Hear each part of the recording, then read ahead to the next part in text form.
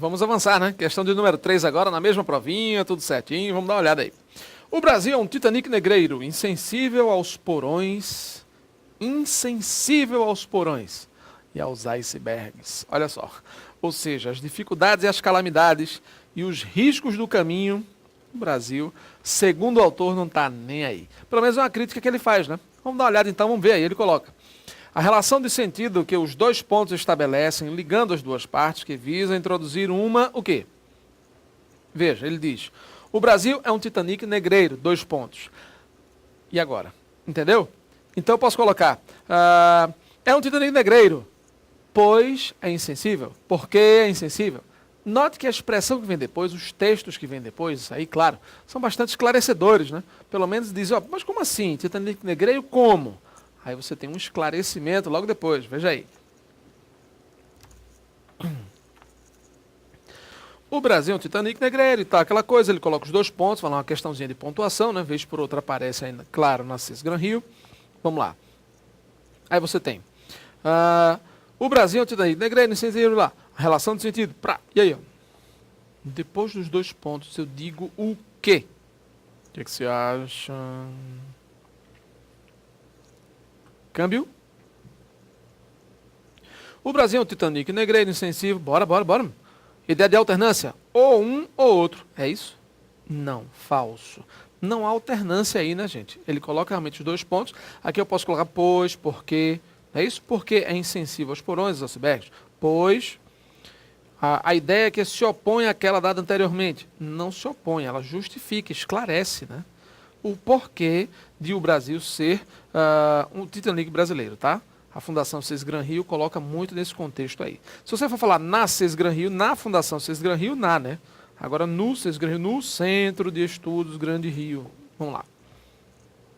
Adição. Introduzir uma adição ao que foi sugerido na primeira parte. Não há nenhuma forma de adição aqui, a não ser que depois, né?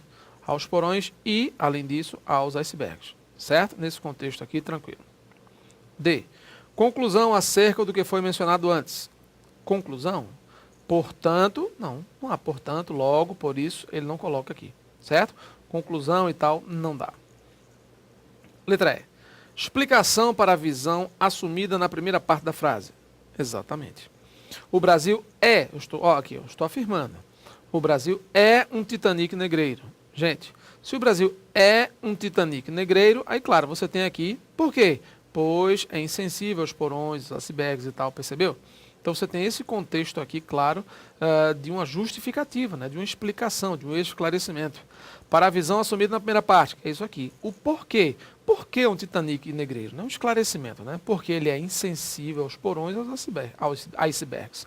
Porões, fazendo alusão ao negreiro, icebergs ao próprio Titanic. Aí você tem um vínculo semântico aí de porões com o negreiro, né? Com o navio negreiro, e aqui icebergs em relação ao Titanic, ou seja, é miserável, é desumano e ao mesmo tempo cego, aparentemente bonito e seguro, mas vai afundar, né? Corre um risco sério de naufragar aí pelos mares da vida. Vamos lá. Questão de número 4, vamos lá.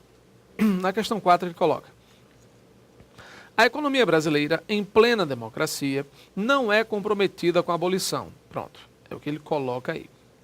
Nos dicionários, a palavra abolição assume o sentido de extinção, de supressão. No texto, essa palavra alarga seu sentido e ganha que outro valor? Veja, o Brasil tal, né, a economia brasileira não é comprometida com a abolição. E aí, com a extinção? Seria isso? Com a supressão, retirada, eliminação de alguma coisa? O que você acha? Pessoal, ele fala, lembra que ele usou no texto aí uma expressão, economia da abolição? Lembra? Vamos voltar para o texto aqui, olha só.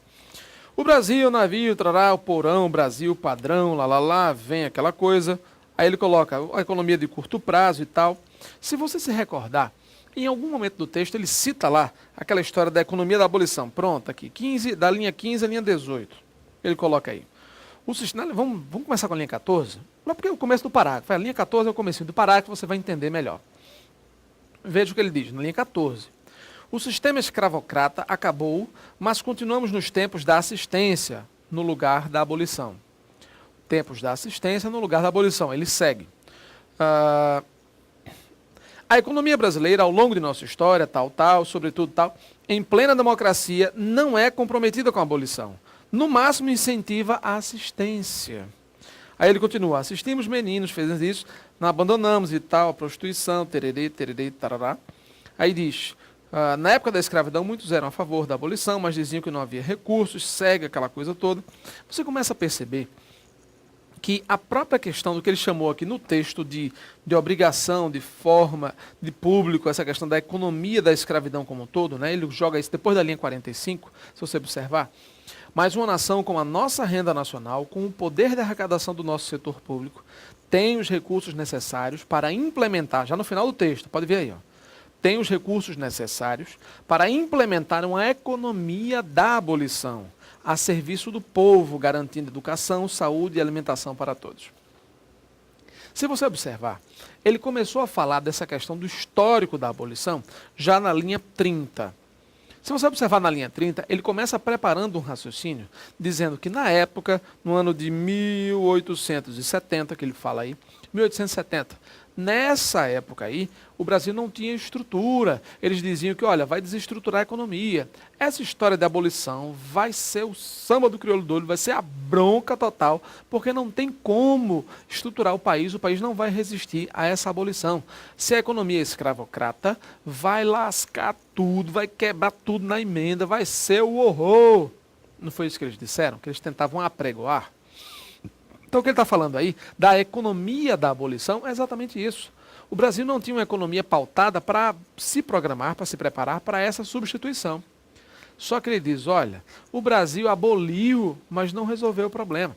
Quando ele coloca no final, mesmo reconhecendo aquele probleminha lá, que o Brasil realmente conseguiu abolir e a coisa foi caminhando, a passos lentos, mas foi. E ele diz aqui no final, uma nação como a nossa tem como fazer frente a esses gastos. Implementar uma economia da abolição, na linha 48. Veja aí. Implementar, fundar, implantar, né? Colocar, desenvolver. Uma economia da abolição. Criar, introduzir, fomentar, criar. Né? Uma economia da abolição, aí ele explica melhor a palavra. Uma economia da abolição. Mas é aquela de extinção? Não, não. A serviço do povo que garanta, uma economia que garanta educação, saúde e alimentação para todos. Entendeu aí essa logística da palavra abolição agora? No dicionário, abolição quer dizer extinção, supressão, como ele falou aí. Mas no texto, ele já falou economia da abolição como se fosse uma economia voltada para o povo, para a extinção das misérias, para tudo que seja realmente servente ao povo, né? Que sirva ao povo, que apoie a população em saúde, educação e alimentação para todos, para a abolição da miséria. Entendeu isso aí? Então o autor tenta expandir um pouco mais o campo semântico, né, o campo de significação da palavra abolição, dentro de um contexto criado por ele, né, nessa questão da economia da abolição e tal. Vamos dar uma olhada, que outro sentido seria possível compreender a palavra abolição nesse contexto aí? Vamos dar uma olhada? Veja aí. Olha só. Nos dicionários, olha aí, nos dicionários a palavra abolição assume o sentido de extinção, de supressão. No texto, essa palavra alarga seu sentido e ganha o valor de quê? O que você acha? De exclusão? Seria isso? Não. Legitimação, uma economia legitimada? Não. Regulamentação? Não. Pessoal, é só olhar a expressão final do texto. Para implementar uma economia da abolição, a serviço do povo, garantindo educação, saúde e alimentação para todos. Se eu vou garantir isso para todo mundo, o que é que eu estou fazendo? Incluindo ou excluindo? O que você acha? Incluindo. Lógico. Se eu quero dizer que eu quero todos os benefícios para todos, é a política da inclusão.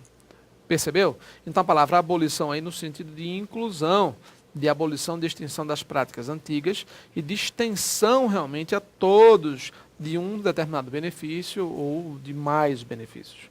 Certo? Que a resposta certa, claro, letra D de dado. Joia? Maravilha. Vamos lá. 5.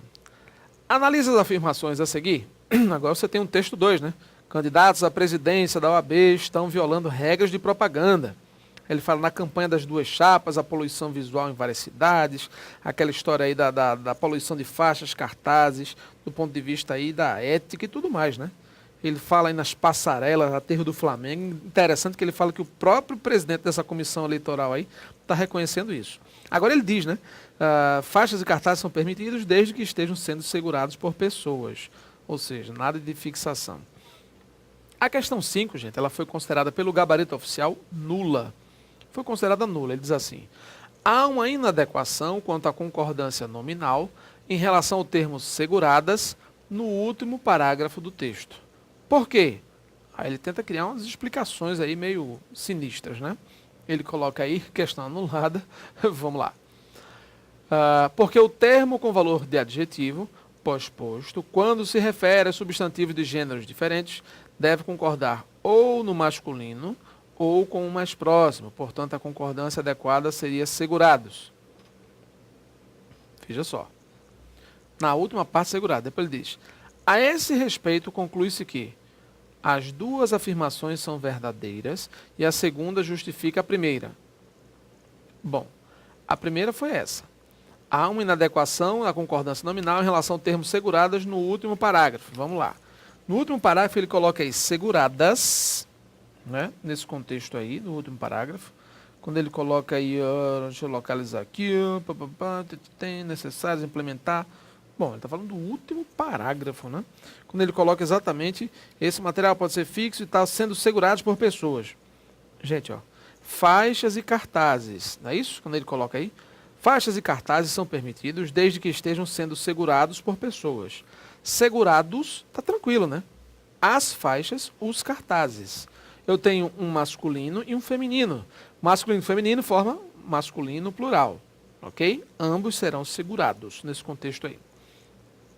O termo com valor de adjetivo pós-posto, quando se refere a substantivo de gêneros diferentes, deve concordar ou no masculino ou com o mais próximo. Portanto, a concordância seria segurados. Mas com o mais próximo em tese, né? Porque os dois estão sendo segurados aí. Agora masculino e plural. As duas afirmações são verdadeiras e a segunda justifica a primeira. A primeira não é, né? Porque não há inadequação em relação a segurados.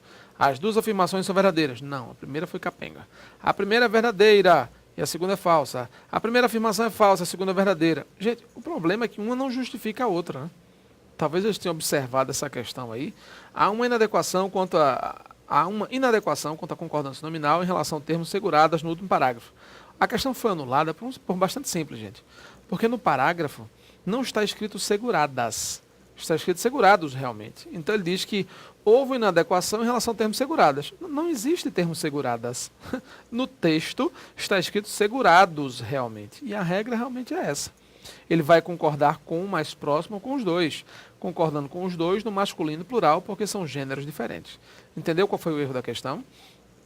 Ele disse que havia um erro, porque a palavra seguradas foi empregada de forma errônea. No texto não tem a palavra seguradas. Na linha 16 está escrito segurados. Então já começou errado daí. Então perdeu a questão inteira. Certo? Mas vale a regra, tá? Realmente, gêneros diferentes, claro. Substantivo prevalece no masculino plural. Ou então com o mais próximo, que seria teoricamente aí o primeiro elemento, né? No caso, cartazes aí, o mais próximo. Ok.